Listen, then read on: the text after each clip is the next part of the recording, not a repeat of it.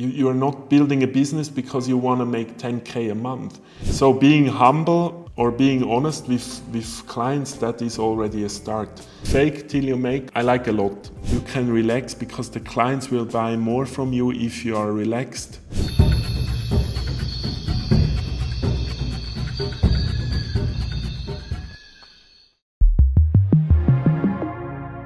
I have had the pleasure to work with over 100 companies, primarily startup scale-ups.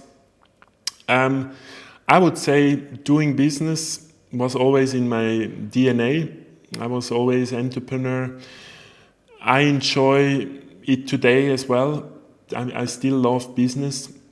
I would say my preference is really to understand who are the founders, who's behind the business, what makes you a more successful business person as a human being, always in terms of a spiritual or personal development context. I'm really not interested in normal business just for the sake of money.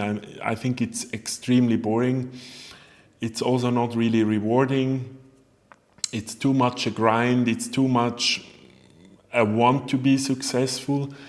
And I feel like the dark side of entrepreneurship is a lot about that society, government, but also venture capitalists, all the marketing about entrepreneurship, put it in my head or in heads of others that everybody needs to be an entrepreneur and everybody needs to build another unicorn. I would say a lot of money and time is actually wasted to build unicorns. A unicorn is a company with a billion valuation or more. And I always say to create a unicorn, somebody wastes 5 billion. Being an entrepreneur for me is more like, for example, how do I deal with co-founders' issue, money mindset? How can I convince investors, not because I want them to invest in my company, because I appear so confident that there is no way around to not invest in my business, or I almost create FOMO that they want to at all price invest in my company. I mean, in marketing, you have this term inbound marketing. I want to have an inbound company, clients, employees, investors. I'm not forcing them to buy my product or my shit or whatever.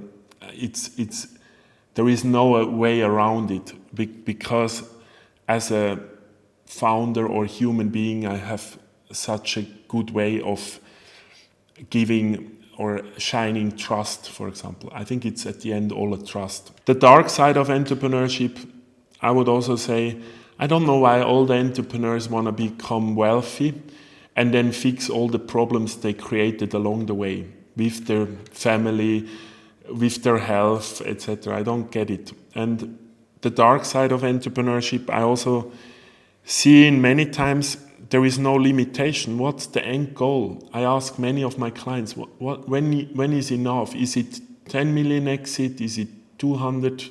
Is it a billion? I mean, what is really the deeper motivation of you to be an entrepreneur? Is it the money? Okay, if it's money, it's legitimate. How much money you need? I would say this is very important if you want to avoid burnout, depression. The darkest you can go as an entrepreneur is suicide or depression. I've seen a few.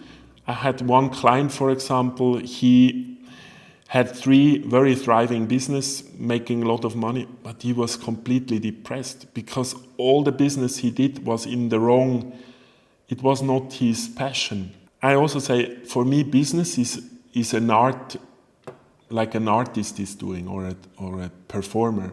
It's just, instead of creating a painting, I create a company. It's an act of expression of my passion. And that the best business people have proven it, like Steve Jobs or others, they were like artists on all the levels. It's not, they didn't do it for the sake of being an entrepreneur or for the money. There is this hustle, there is even a co-working space, they call it the Hustle Club. I mean, if you need to work from a space like this, sorry, I would really say you're completely mind-fucked. Because even if you call yourself a grinder, because why would you grind if you can have it easy? It doesn't mean you're more successful. It's either the opposite way. If you hustle and grind, and I know a lot of hustle and grind entrepreneurs, the whole journey will be a hustle and grind. I would rather invest some time and ask why it feels a hustle or why it feels a grind. I don't believe you need to grind or hustle. You can be very successful, quite effortless. Maybe on the effortless, what I believe is more important is the focus. And of course, hours put into that venture. These 4 hours a day, I would say, is the minimum. It's really the minimum. So, especially at the beginning, you need to put a lot of hours / priority into that venture or dream of yours. So, and yet, still, it doesn't need to be a grind. For example, you can still have 8 hours of sleep. You don't need to work all night long because you think your friend has built the company that way or another person has built it that way, sleeping under a desk. I don't believe it's a must or a need. In my opinion, it was even a disadvantage. When I built my first ventures, I was like this, sleeping under the table, working 24 hours. And now I would say I have optimized. I can really say I get my shit done in 4 or 5 hours. You know, let's say already 20 years ago, it was not so, the showcase or the marketing about this entrepreneur was way less. Now on TikTok it's full of, and at the end I say it's all scam. I don't believe there is this fast track, I do overnight drop shipping millionaire. It's usually a scam and it's on the shoulder of, stupid, desperate, maybe also a little bit lazy. Because my opinion is really we are in many ways a lazy species. I think it's a complete scam. Again, what I said before, you have to become an artist and your expression is building business. You are not building a business because you want to make 10K a month. You are building a business because you are truly convinced that you solve a problem of a client. That would be a much better start. And then the money thing, it's complete. It doesn't matter how much you make. If you make 10K and you spend it all on nonsense, it doesn't say anything about the performance. I even use the word, I hate all these clickbait, 7, 9 figures, what the fuck. It says nothing. I've seen business with 5 people selling Christmas light, making 5 million profits, having a life on a golf course all the time. So if I'm a 7-figure entrepreneur, it says nothing. If I have 100 staff, it says nothing. It doesn't say anything about my EBITDA or net profit. It doesn't say how much of hours I put into it. So maybe in a nutshell, I would really ask, what's my motivation? Is it my motivation to prove my family that I can be a business person, I'm successful like everybody else? Many cases is this way. Or society, that I believe to belong into this exclusive club of entrepreneurs. I've seen a lot of people who would be much better off being employed. I also see that. I really struggle sometimes when government want to make out of every fool an entrepreneur because it's so sexy to be an entrepreneur. They throw money on everybody and it would be much better to be an employee. You can, if you're a salesperson, for example, a good salesperson, you make the most money. If you're a salesperson, in all the companies I worked before, the most money was not made by the CEO, it was made by the salesperson. Can you believe? If you're good in sales, get a job for a sales organization. You don't need to build your own company. I have seen a lot. I worked with over 100 clients. The issue is there are 3. I always say it's called Sedona method. You can look it up on Google. So it's validated. We are motivated by 3 things. It's security, recognition, and control. And from my experience working with a lot of entrepreneurs, 50% or more are going for recognition. That's the fuel of entrepreneurs. Recognition for being successful, expressed usually in money or status or fame. So this gives a lot of drive to entrepreneurs, but not the real motivation. I would say entrepreneurs go into depression or anxiety because they haven't really found what's their gift and how they share it with the world. Many do, but I would say 1/3 of all the entrepreneurs have found their true passion. It does exist, but you see it's 1/3 of all the business people. The others are more likely in a random. They did a career, for example, in finance, and then build a fintech, for example. But their true passion would be education or creative work. They should have started a creative agency. So what I say, you can be successful, but you can still be in the very wrong industry or in the very wrong niche. And that causes unhappiness because deep in your soul or heart, you want to be somebody else, not maybe what your parents wanted you to be or society, teachers. How you change it? The first, be really brutal, fucking honest to yourself, because you have a certain amount of time on this planet. Why would you waste it in a whatever thing you are sure it's not your passion? It's so silly. And I always say, why would you not invest half a year, in worst case 1 year, to find out what is really your passion or talent? And usually people are so stuck in their daily routine, busy with building that company, but they are not really happy with it. I advise founders to quit their business. You can sell your company, you can leave your company, usually you don't even need to close it. You hire people, they take over, and you invest 6 to 12 months into the clarity who you are and what you want to do in life, and not doing it once you retire or sell your business. So I've seen a lot of founders being in midlife crisis because they're dishonest. It depends also in the family situation. If you have kids and wife, sometimes it's also you're stuck in the current comfort zone. But still, it's an excuse.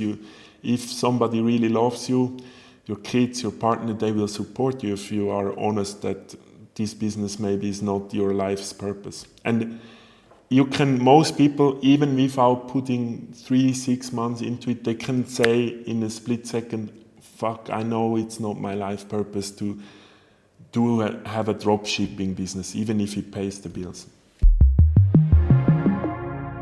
Fake till you make, I like a lot. I built my first company like this.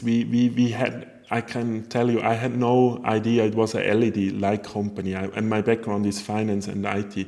I had no whatsoever understanding about street lights or office lighting. And I ended up in meetings showing, no joke, Chinese, sorry to say, shit quality lights to customers with a million of questions. And I had no clue about the product or the industry. And yet, why we succeeded? Because we were listening to clients. It was not rocket science. I was there. We took my best sales advice I had ever was take a piece of paper and write down what the customer tell you. And turn off your phone and shut the fuck up. That was my best advice I got from a sales coach. Because in sales, we always go to clients and from beginning to stop, we blah, blah, blah them with our perfect solution. So again, in a nutshell, it was active listening and then creating the solution. The clients told us even what they want to pay for. So being humble or being honest with clients, that is already a start. But, and yet, you can also fake it. For example, in our case, we had a partner company and we sold to BMW, for example. And if you say you have we had 3 employees. Nobody would listen. No BMW would buy components from you. So what we did, we partnered up with a company and we said, at our location, we have 55 employees. It was true. 53 of them or 52 of them was at my friend's company, which we partnered up with. So that's what I say, we fake till you make. But it's the same in animal world. I always say this, the peacock, the beautiful animal, he has this thingy, the feathers to impress the girl. But you can't overstretch it. You cannot lie. You can't lie. You can never lie in business. It will really backfire. You're out of business very fast. So you cannot lie, and yet you can always have a loop around. So back to the question why it makes you burn out, because if you build a business on lies, or let's put it in other words, if you manipulate the clients to buy your shit services, products, and I've seen also companies complete fail of business model, manipulating investors to put money into their company. It's completely no-go energetically. You will be so depressed the moment the business goes down the drain, that you have cheated all your friends, all your customers and investors. So that's what I say. It has to be a balance of how far you can fake, and it's always never with a lie. You can pretend to be bigger and smarter, or I would even say just be humble. You can always... Today I would do it different because we are living transparently. In the age of information, you can't really fake it. Clients will find it out. 15 years ago, when I started my first business, it was not so transparent. So you could, as I shared, I could pretend to be a bigger company than we actually were. To summarize shortly, I would say 2 things are really crucial to not burn out, or maybe 3. First of all, find what's your talent or your gift and how you share it with the world. As simple as it is. Your gift, how you share it. The second one, be humble and being authentic. I would say it's for everything in life. I would say you cannot be too humble. You can be very much too arrogant, but you can't be too humble. Humbleness is a privilege, is a thing you cannot buy. And then lastly, see it as a dance rather than the dancer. I see it with ease and see doing business with joy, and you don't need to convince somebody buying your products. You can really relax. Even if you're stressed financially, you can relax, because the clients will buy more from you if you are relaxed than if you want to try to force them into a sales or into a deal. I would say really sit back and relax, even if things maybe not look so good. Like, enjoy also the journey. It's not about the destination you're going as an entrepreneur, is really about the journey.